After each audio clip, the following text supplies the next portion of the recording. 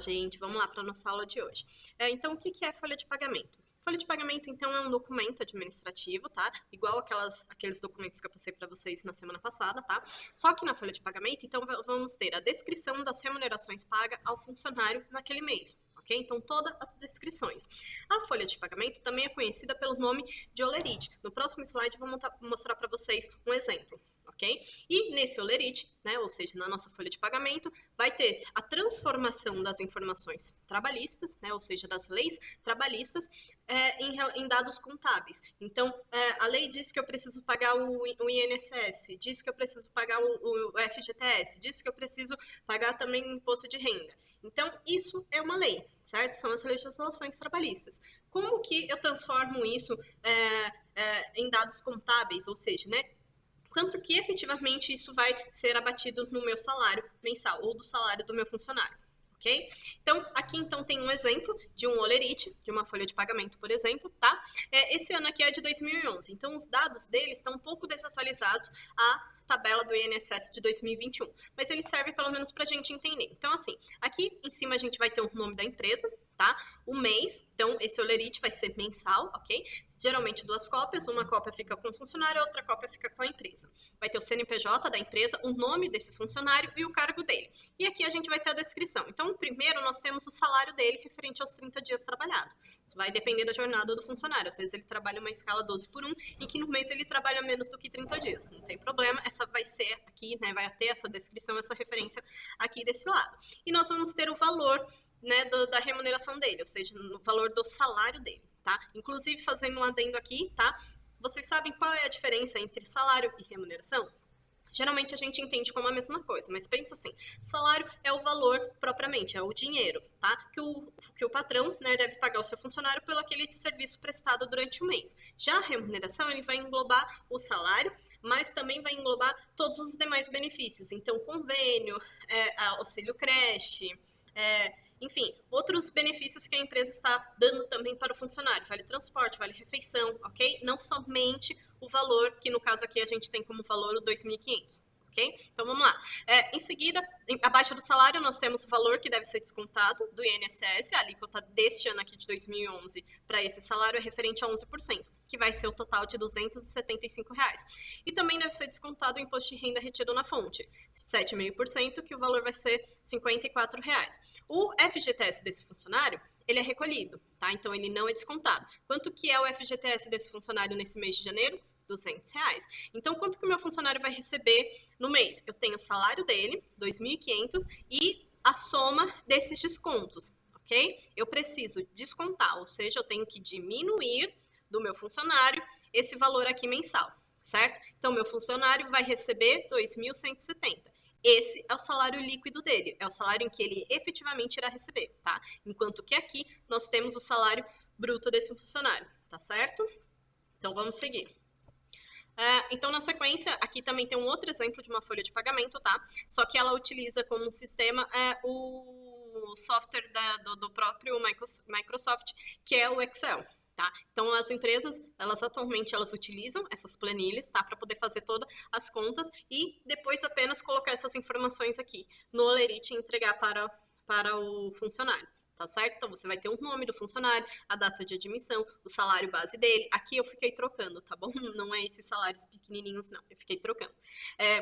Com base, né, nas informações que tem, quando eu der um clique, né, vai aparecer, então, o salário líquido que ele tem que ser pago ao meu funcionário, quanto que tem que ser descontado do INSS, do imposto de renda e quanto que a empresa precisa recolher de FGTS. Então, hoje, na prática, a gente utiliza mais essas planilhas do Excel, tá bom? Mas eu vou ensinar aqui na aula uma forma para que vocês possam também fazer isso à mão, se de repente precisar, não depender apenas e unicamente, exclusivamente do computador. Tá? Mas entenda que o computador, o celular, eles são ferramentas importantes no nosso dia a dia e tornam muito mais ágil esse processo, né, de fazer a folha de pagamento, enfim, de administrar uma organização. Essa aqui, então, é a lista com as informações necessárias para a folha de pagamento. Nós vamos ter, então, na nossa folha, o INSS, o fundo de garantia, o imposto de renda, a hora extra, faltas e atrasos, o DSR, que é o descanso semanal remunerado, o adicional noturno, o adicional de salubridade, o adicional de periculosidade também, tá bom? O vale transporte, o vale refeição, o sindicato, as férias e o 13º. As férias e 13º, então, eles são proporcionais, certo? Eu vou falar mais deles na sequência. Então, vamos lá. Eu vou deixar para a nossa próxima videoaula, para essa não ficar muito extensa, o cálculo em si, tá? Mas aqui, então, é importante a gente saber o que significa cada um desses itens que estão na folha de pagamento, para que quando a gente for fazer o cálculo dele, seja muito mais fácil, porque a gente já vai saber para onde está sendo destinado esse dinheiro e por que esse dinheiro é retirado do meu salário mensalmente, certo? Então, o que eu vou ter? O INSS é o Instituto Nacional de Seguridade Social. Geralmente a gente conhece o INSS como a Previdência Social, onde pagam, então, principalmente a aposentadoria, auxílio-doença, licença maternidade, pensão por morte, certo?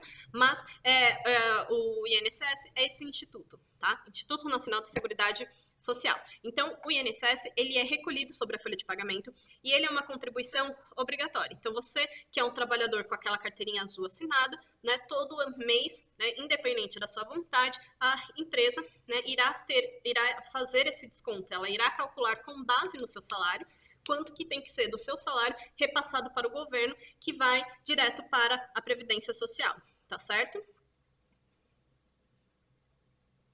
Então, aqui a gente tem uma tabelinha, eu trouxe aqui para vocês, essa tabela está atualizada desse ano de 2021, tá?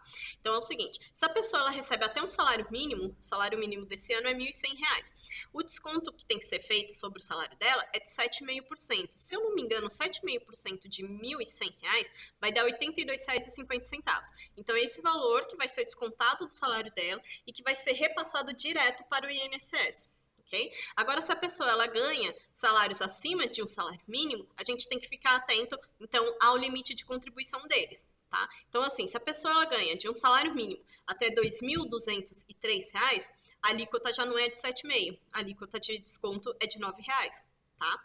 Agora, se a pessoa ganha de 2.200 até 3.005, a alíquota já é de 12%. Agora, se a pessoa ela ganha até 6.433 ou mais do que 6.433, a alíquota de desconto é 14%. Aí você vai me perguntar, mas Pro, e se alguém de repente tem um salário de R$ 8.000? Como que eu sei qual é a porcentagem dela de desconto? Veja bem, o INSS ele trabalha com um teto, né? A gente precisa saber qual é o teto do INSS. Atualmente, o INSS ele não pode pagar de contribuição, ou seja, de pensão, tá? Mais do que R$ 6.433,57. Ou seja, mesmo que seu salário seja 8 mil, 10 mil, 15 mil, 20 mil, não adianta você contribuir mais do que R$ 713 por mês. Porque se você se aposentar ou se precisar de pensão do INSS, eles só vão poder te dar um limite que é 6.433. Então, se o seu salário for até 6.433, 14% aqui de desconto. Se o seu salário for mais do que isso, também é 14% de desconto, porque ele não tem como pagar para você mais do que o teto dele, certo? Então, ele também não pode exigir mais do que o teto limite que ele pode pagar de previdência para os seus contribuintes, ok? E é assim que funciona o INSS. Não se preocupem, na próxima aula eu vou indicar para vocês, eu vou passar para vocês um documento contendo a tabela do INSS, do imposto de renda e do salário família. Então, na sequência, nós vamos ter o fundo de garantia por tempo de serviço. Tá? Um jeito fácil da gente entender o fundo de garantia é quase como pensar ele como uma poupança, mas uma poupança essa que é feita ali pelo seu patrão. Tá? Então, enquanto você está trabalhando, né, de uma maneira com aquela carteirinha assinada, o que vai acontecer? O governo diz que, com o objetivo de proteger, né, o trabalhador demitido, principalmente sem justa causa, é aberta, então, uma conta vinculada a esse trabalhador e mensalmente é colocado, repassado esse valor, repassada essa conta, o valor de 8% do salário. Então, vamos lá. Vamos dizer que uma pessoa ela ganha R$ 1.000 por mês.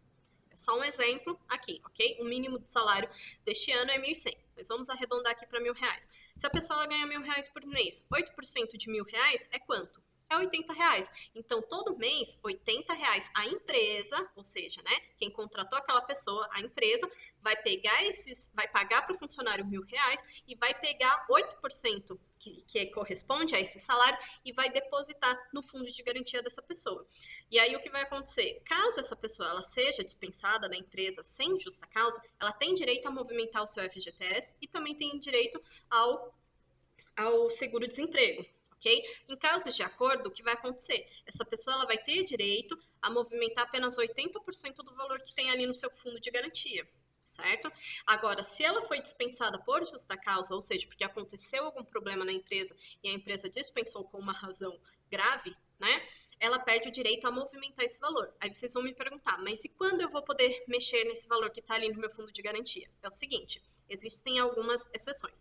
Você pode movimentar em caso de demissão, tá? Você pode movimentar também se você solicitar a utilização desse FGTS para dar de entrada em uma casa. Você também pode solicitar a utilização desse FGTS para você poder pagar, né, financiar despesas médicas.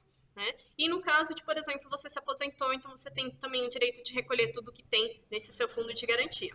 Um outro caso, que é o que aconteceu por conta da pandemia, é que o governo liberou, tá, que as pessoas pudessem movimentar o seu FGTS nesse período em que nós estamos vivendo desde 2020 com a pandemia. Então, o que acontece? Teve pessoas que conseguiram saque de R$ 500, outras conseguiram saque de R$ 800. Então, o governo ele determina. Se ele permitir que as pessoas possam movimentar o FGTS, ok. Se não, o fundo de garantia ele continua ali guardado. Se você saiu de uma empresa, mas você não quis mexer no seu FGTS, ele vai ali continuar guardado. E você entrou em outra empresa, vai continuar guardando, vinculando nessa mesma conta, ok?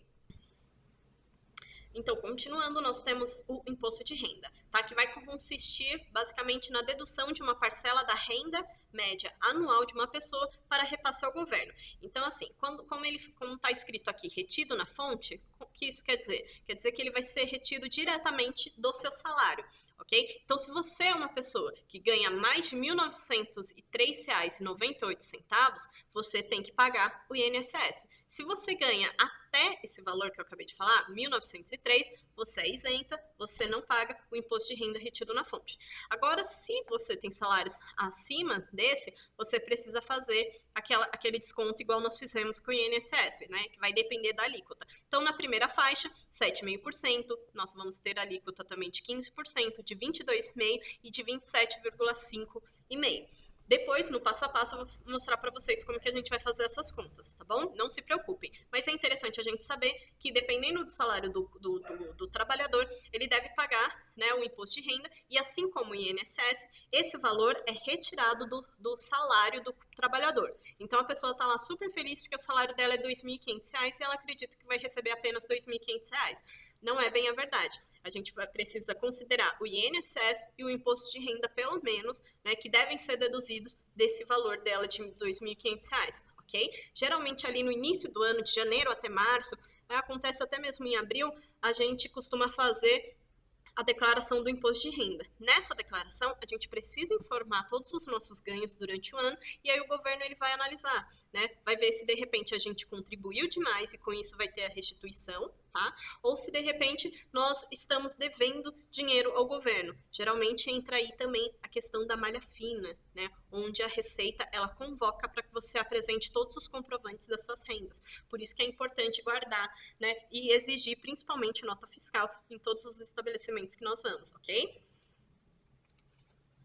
Continuando, hora extra e atrasos, tá? Então, a gente entende como uma jornada de trabalho convencional 8 horas diárias, ok. Segundo a lei, a gente pode trabalhar mais 2 horas por dia, totalizando 10 horas, tá? Essas 2 horas a mais, a gente vai considerá-las como hora extra. Hoje é muito comum que as empresas transformem isso em banco de dados e acabe dando para o funcionário, de repente, algumas horas ou até mesmo alguns dias de descanso, tá? Mas também existem empresas que consideram essa hora extra e ela deve ser paga, tá? Remunerada de uma maneira diferente. Então, vai acontecer o seguinte, vamos dizer que 1 hora trabalhada vale R$10, ok? Então, se uma pessoa trabalhou 8 horas em um dia, ela vai ganhar o total de R$80 em um dia, certo? Ok. Agora, se essa pessoa ela fez hora extra, então o que vai acontecer? O valor da hora extra dela não vai ser R$10. O valor da hora extra dela vai ser R$10 mais 50%. Quanto que é 50% de R$10? É exatamente 5. Então, a hora extra dela vai valer R$10 mais R$5, que vai totalizar 15. Ok? Agora, uma coisa que a gente precisa ficar atento, inclusive eu coloquei aqui. Em domingos e feriados, a remuneração será em dobro da hora comum. Então, se a minha hora comum é R$10, se eu fizer hora extra na empresa aos domingos e feriados, tá? Essa hora vai valer o total de R$20, porque o dobro de 10 é 20, ok? Isso nos ajuda, inclusive, a entender que se uma hora trabalhada é R$10 e o meu funcionário ele atrasou por uma hora na empresa, quanto que eu tenho que descontar do meu funcionário? Exatamente R$10, ok? Então, entender hora extra e entender atraso nos ajuda a fazer, né, o cálculo tanto para pagar adicional ao meu funcionário, né, pagar mais essas horas que ele trabalhou, como também para descontar em caso de uma falta ou em caso de atrasos, certo? Aqui nós temos então o DSR. O DSR, de acordo com a lei, né, vai dizer o seguinte, que todo empregado tem direito ao repouso semanal remunerado de 24 horas consecutivas, preferencialmente aos domingos e no limite das exigências técnicas da empresa. Ele também vai dizer o seguinte, que dentro do salário da pessoa, né, então você pega uma pessoa que tem como salário R$2.500, dentro desse salário dela de R$2.500, já está previsto os DRRs, ou seja, DSRs, perdão, que são referentes aos domingos, tá? E aos feriados daquele mês. Ou seja, mesmo que ela não trabalhe na empresa, o salário dela compreende que a pessoa ficará em casa e o salário dela tem que corresponder a esse tempo, inclusive, que ela está em casa. Então, vamos dizer que o DSR de uma pessoa naquele mês é R$70 e ela faltou 2 dias. Então, ela vai perder 2 dias de serviço, tá? Então, lembra que no slide anterior eu falei para vocês, um dia de serviço totaliza R$80? Ok. Se a pessoa perdeu 2 dias de serviço, ela vai perder quanto? Né? Quanto vai ser descontado do salário dela? Vai ser descontado R$160, certo? Isso. E aí, o que acontece? DSR ele é por semana. Se o meu funcionário faltou 2 dias naquela semana, ele perde o DSR dele. Não quer dizer que ele tenha que ir trabalhar no fim de semana, não é nada disso. Mas ele perde o valor em dinheiro, certo? Que correspondia a esse repouso semanal dele, que é remunerado. Então, quanto que eu falei para vocês que era o DSR no início aqui? Eu falei que o DSR dele, daquele mês, era R$70. Então, se meu funcionário faltou 2 dias na empresa e ainda perdeu o DSR, ele vai perder R$80, R$80 e R$70, porque é correspondente aos 2 dias que ele faltou e ao dia do descanso semanal dele, que é remunerado. Vai ficar mais fácil quando eu mostrar os exemplos na nossa próxima aula, tá? Aqui é só importante a gente entender que esse é um cálculo da nossa folha de pagamento. Faltas. Então, como eu já estava dizendo para vocês, né, uma vez que o funcionário ele faltou, esse dia é descontado, né, esse valor, né, é descontado da sua folha de pagamento, do seu salário. Porém, segundo o artigo 473 da legislação trabalhista, vai ter aqui alguns motivos, né, algumas razões justificáveis em que não é necessário, em que a empresa não pode, na verdade, descontar do salário do funcionário. Por quê? Porque essas justificativas são previstas em leis. Então, são elas. Em caso de falecimento do cônjuge, né, ou dos pais, ou até mesmo dos filhos, ou irmão, ou alguém que dependa financeiramente do trabalhador. Ele tem até um período de 2 dias de ficar em casa e faltar, não tem problema. Em virtude de casamento, também é aceito pela legislação, eles não compreendem como uma falta, ok? Em caso de nascimento do filho, a mulher, né, gestante, ela já fica afastada um certo período, agora o homem ele tem direito a até 5 dias de licença paternidade. No caso da doação voluntária de sangue, tá? Se você levar ali a comprovação de que fez a doação, você tem um período de 1 dia, e aí, no caso, não é descontado também da sua folha de pagamento. Só lembrando que você só pode doar sangue uma vez por mês, uma vez por ano, que é aceito pelas empresas, ok? De repente, se você vai se alistar no exército ou até mesmo fazer o seu título de eleitor, também é previsto isso, tá? E é aceito. Se você tiver que cumprir algum serviço que foi, né, lhe dado judicialmente, também está previsto em lei. né? Se você, de repente, precisar comparecer em juízo, então foi chamado, né, para ser testemunha, foi chamado para comparecer à delegacia, é previsto em lei, você leva a documentação certinha, a empresa não vai poder te descontar esse dia. Em caso também de consultas ou exames e também para acompanhar filhos de até 6 anos em consulta médica. Então, em todas essas situações, tá, são previstas em lei que a empresa ela não deve descontar o seu dia de trabalho, né, por conta dessa falta, são faltas justificadas. O adicional noturno. Então, a gente vai compreender o adicional noturno, tá? Sobre um valor que vai ser dado sobre a hora trabalhada, tá? Principalmente para funcionários que trabalham ou têm, né, ou a totalidade, ou de certa forma, né, uma jornada de trabalho parcial, mas que abrange esse período das 10 horas da noite até as 5 horas da manhã. O que vai acontecer? Se essa pessoa, ela trabalha a partir das 9 horas da noite até as 5 horas da manhã, então o que nós vamos ter? Nós vamos ter uma hora dela, que é comum, porque é das 9 às 10, uma hora comum, e vamos ter 7 horas, tá? Que é o período dela de trabalho ali, que vai ser no período do noturno, tá? Então essas 7 horas, elas vão ser 20% a mais do que o valor da hora comum. Então se a minha hora comum vale R$10, quanto que é 20% de R$10? É 2. Então, a minha hora noturna valerá R$12. Então, a pessoa, ao invés de ganhar R$80 por dia, ela vai ganhar R$10 mais, quanto que é 7 vezes 12? É 84. Ou seja, nós vamos ter R$10 mais 84, essa pessoa ela vai ganhar R$94 pela jornada dela de trabalho de também 8 horas. Certo? Esse é o adicional noturno. Eu até coloquei aqui o exemplo do cálculo, mas para ajudar. Mas não se preocupem, na nossa próxima videoaula eu vou gravar para vocês um passo a passo das continhas, certo? Então, continuando, nós vamos ter aqui o adicional de insalubridade e o de periculosidade. Para entender assim de um jeito bem mais simples, tá? A gente vai compreender a insalubridade como atividades, né, desempenhadas em que a pessoa ela põe em risco a sua saúde física, tá? Então, assim, pessoas que trabalham em lugares que tem muito ruído, ou lugares com muito calor ou frio, tá? Ou que trabalham perto de agentes químicos, agentes biológicos, então tudo isso é prejudicial. Pensa bem, uma pessoa que trabalha em um lugar com muito barulho, ela pode perder a audição ao passar dos anos, certo? Se ela trabalha em um lugar que não tem uma boa iluminação, ela pode danificar a visão dela. Okay? Ao mesmo tempo, a pessoa ela trabalha como técnico de radiologia. Aqueles raios são prejudiciais à estrutura física dela, né? Ela pode tanto prejudicar a estrutura óssea, como ela pode adquirir um câncer, uma doença, né? Então, dentro dessa ideia, né, a legislação ela prevê que o funcionário ele tem direito, se o tipo de atividade dele for insalubre, ou seja, causar risco à saúde do funcionário, ele tem direito ao adicional de 10%, 20% ou 40%. Quem vai definir isso não é o funcionário, muito menos a empresa. Cada serviço, cada profissão, ela já tem, tá, a sua porcentagem de insalubridade.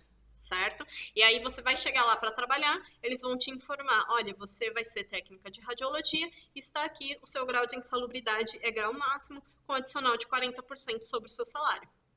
E é somente isso, ok? Essa é a insalubridade. A periculosidade, então, por outro lado, a gente vai entender como atividades que causam risco à vida do profissional. Então, você pode morrer enquanto você está desempenhando a sua profissão, certo? Então, se você trabalha com explosivos, com inflamáveis, de repente a profissão como PMs, bombeiros, né, que estão ali sempre próximos de roubo, violência, mas também de fogo, né, pessoas que trabalham com motocicletas, com energia elétrica, são profissões que, por exemplo, né, pode causar risco à sua vida. Você pode vir a falecer enquanto você está ali desempenhando a sua função. Nesse caso, o adicional de periculosidade é de 30% e não tem mais o que negociar. É esse valor e pronto, e ponto, ok? Agora, vocês podem me questionar, mas e se a pessoa tiver, de repente, uma profissão que recebe o adicional de insalubridade e o de periculosidade? O que a gente faz? Bom, a empresa vai informar, né, que esse funcionário tem direito a esses 2 adicionais, mas o funcionário ele tem que optar por um. Não dá para acumular o benefício. Geralmente, eles escolhem o benefício maior. Então, vamos dizer que a pessoa ela tem 20% de insalubridade e 30% de periculosidade. Então, qual dos 2 ela vai optar? Geralmente ela vai optar pelo de periculosidade a 30%, certo? É assim que funciona. a contribuição sindical. Se a gente for dar uma olhada na reforma trabalhista, né, até pouco tempo atrás era obrigatório, né, a contribuição sindical direto na nossa folha de pagamento. A contribuição, ela corresponde então a um dia de trabalho, somente um dia de trabalho durante ao ano, que esse valor é repassado para o sindicato. Desde 2017, com a reforma trabalhista, tá? Isso se tornou opcional. Então, o trabalhador ele pode escolher ou não se ele quer contribuir com o sindicato. Se ele desejar, ele precisa informar o Departamento de Recursos Humanos da empresa e eles irão, né, uma vez ao ano, né, repassar esse valor correspondente a um dia de trabalho para o sindicato da categoria. Já o Vale Transporte, né, corresponde então aos gastos pagos pela empresa do deslocamento do funcionário ao local de trabalho. Segundo a lei, né, 6% do salário do funcionário deve ser correspondente ao Vale Transporte dele. Então, uma pessoa que, de novo, ganha R$1.000, quanto que é 6% de R$1.000? 60. Então, ela vai ter R$60 como Vale Transporte. A empresa ela vai fazer esse repasse e, dependendo das organizações, eles também colocam valores a mais para poder complementar a renda mensal, né, o valor mensal que o funcionário gasta no deslocamento da casa para o serviço no mês, certo? Então, continuando, né, nós vamos ter as férias. Tá? Então, para entender as férias, nós vamos passar aqui por 3 momentos. O primeiro período é o período concessivo. Após um ano de empresa, né, após 12 meses trabalhando em empresa, você tem direito a 30 dias de descanso, tá? A legislação trabalhista com a reforma diz o seguinte: você não precisa tirar esses 30 dias direto, você pode reparti-lo, tá, em até 3 etapas. Uma delas, você tem que ficar 14 dias fora da empresa, descansando, e as outras 2 ter no mínimo 5 dias.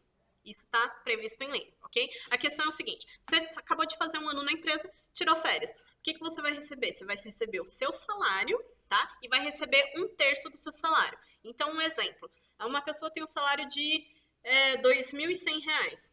Quanto que é 2.100 dividido por 3? É R$700. Ou seja, quando essa pessoa sair de férias, ela vai receber o salário dela do mês de R$2.100, mais R$700 que corresponde às férias. Ok? É isso o período concessivo das férias. Ela está em seu direito de tirar férias. Agora, o que acontece aqui com as férias vencidas?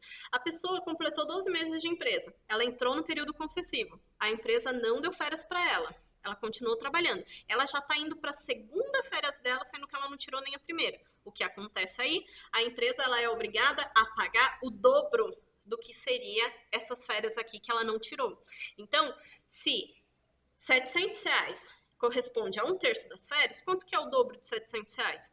R$1.400. Então, a empresa ela vai ter que pagar o salário da pessoa, vai ter que pagar o dobro do benefício das férias anteriores que ela não pagou e pagar as férias desse mês, né, desse ano, porque a pessoa já está de novo, né, em direito de tirar umas segundas férias que ela não tirou. Certo? E, por fim, o nosso período aqui de férias proporcionais. Ele é mais utilizado em caso de demissão. Então, a pessoa começou a trabalhar na empresa, tem lá 7 meses e foi dispensada. Ela tem direito, na sua rescisão, de receber o que seria correspondente às suas férias, né, caso ela chegasse aos 12 meses trabalhados. Como ela só fez 7, então quanto que é, né, 1/3 proporcional a esses 7 meses trabalhados dessa pessoa. É assim que a gente vai trabalhar na hora de calcular as férias dos funcionários. Ótimo. 13º salário. Então, o 13º salário é um direito do trabalhador urbano, rural e doméstico. Ele vai ser, então, correspondente ao pagamento de um salário extra ao trabalhador no final de cada 12 meses, perdão. Então, assim, quantos meses tem um ano? Tem 12 meses. O 13º salário vai ser um salário a mais, né, correspondente ao seu salário. Propriamente dito, você vai ter um dele. Uma coisa interessante da gente falar do 13º é que ele pode ser pago de 2 formas. Ou você paga ele integralmente até o dia 20 de dezembro, que é a data limite, tá?